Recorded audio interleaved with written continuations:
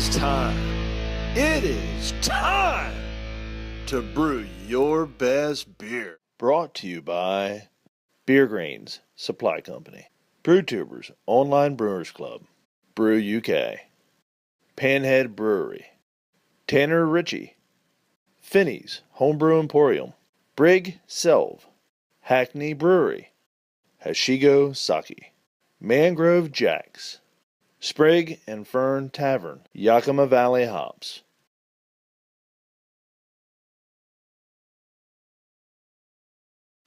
Hey everybody, it's time for another beer in the 2014 SJPORR Challenge.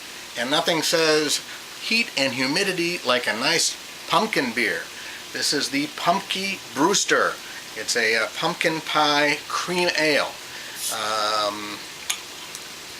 Grain bill that you would expect for a cream ale, and it has pumpkin pie spice, lactose, and vanilla added. So let's give it a pour. There was a little bit of a hiss as I opened it up, not much, so trying to be aggressive with the pour, not getting much of a head. It is carbonated. Let's see, we can swirl one up. Okay, appearance is kind of a golden color, golden straw color, and it is pretty hazy. Hazy I would expect for a pumpkin beer. Anytime you put pumpkin in a beer, I would expect it to be fairly hazy. And the aroma is pumpkin pie. Yeah, that's a pumpkin pie spice. It does smell like a big slice of Grandma's pumpkin pie. See if we get anything else on it. It's a pumpkin-y beer. So let's give it a taste.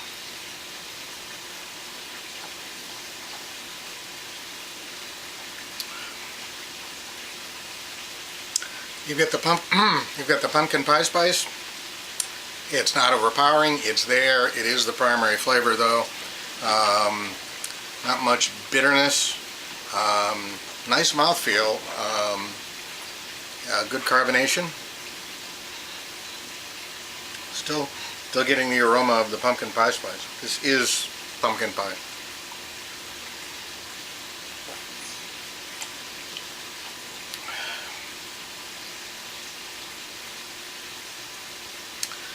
Maybe a little bit of a caramelly malt. I think there is some caramel malt in the grain bill, but after the pumpkin pie spice you do get a little bit of malty sweetness after that. We're going to enjoy this, let it open up, and we'll be back in a bit. Okay, we're back with the Pumpky Brewster. I think I forgot to mention this. I think is 6.1% ABV and 30 IBUs. The IBUs I think are there as bittering to help balance out some of the pumpkin pie spice and some of the sweetness that's there from the caramel malt that's in the grain bill, and it does a nice job. It's fairly well balanced. It's not a cloying pumpkin-y beer. The pumpkin pie spice continues up front. I'm getting a little bit more caramelly notes as the beer opens up, and I think the vanilla is starting to come through and is playing with the caramelly and maybe some of the lactose. And I'm getting definitely now whipped cream. I don't know if it was suggested by the picture on the bottle, because there is a slice of pumpkin pie with whipped cream on it on the label, but I'm definitely now getting a hint of the whipped cream. The mouthfeel I'm having a hard time pinning down. I expected, I think, a little bit heavier, a little bit thicker mouthfeel than I'm getting. And I think that my expectation may be playing with where I'm putting it. I'm putting it on the lighter side of medium, but I'm wondering if my expectation is playing into that, and maybe it's more medium or medium full than I'm really picking up. I would have wished for a little bit more carbonation. It was very lightly carbonated. I got a little bit of head. The head's dissipated. I haven't been able to get much of it back on swirling the beer. So the carbonation is a little bit light, and I definitely would like to see a little bit more head. I think especially pumpkin pie and whipped cream, you want to see a nice pumpkin-y color and you want a nice creamy head on top. I mean, it's just visually appealing, and it ties into the theme of the beer. Overall, it's a very pleasant beer.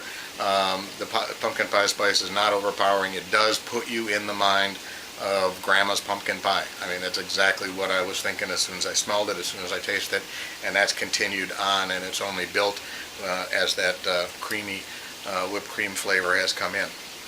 So overall, very enjoyable beer. Thanks, cheers, and we'll see you in the next review.